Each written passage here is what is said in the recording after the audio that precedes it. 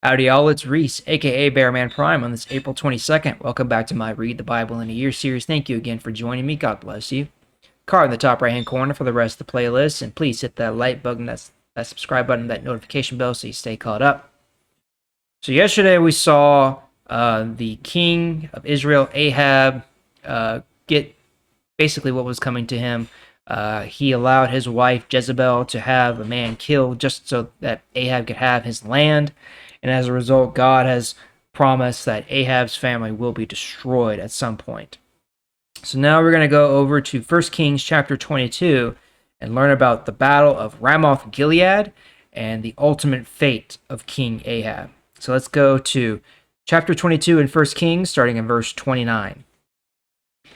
King Ahab of Israel and King Jehoshaphat of Judah went to fight the Arameans at Ramoth Gilead. Ahab said to Jehoshaphat, "Disguise yourself when you go into battle, but wear your own clothes, and I will disguise myself." The king of Israel went into battle dressed like an ordinary soldier. The king of Aram had 32 chariot commanders. He gave them this command: "Don't go after anyone except the king of Israel, no matter how important they are." When the commanders saw King Jehoshaphat, they thought he was the king of Israel, so they went to kill him.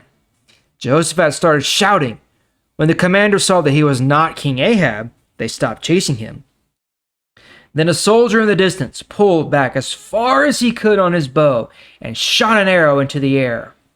The arrow happened to hit the king of Israel in a small hole where his armor was fastened together. King Ahab said to his chariot driver, "I've been hit! Turn the chariot around and take me off the battlefield!"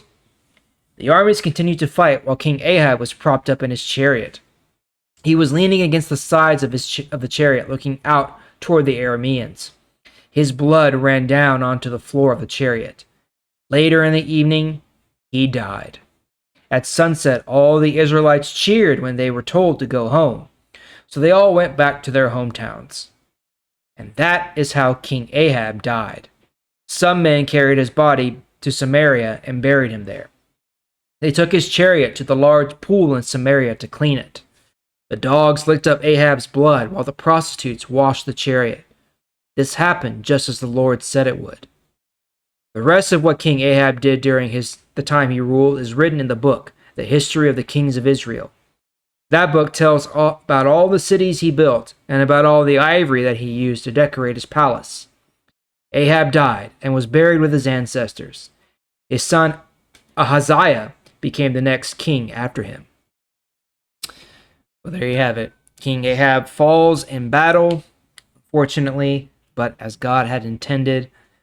He tried to escape his fate, disguising himself as an ordinary soldier, but ultimately, you can't hide yourself from God.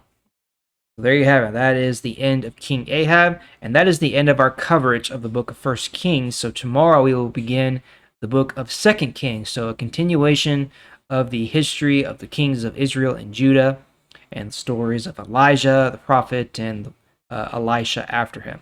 So we'll pick it up there tomorrow. Thank you again for joining me. I sure do appreciate it, and I'll see y'all tomorrow. Bye.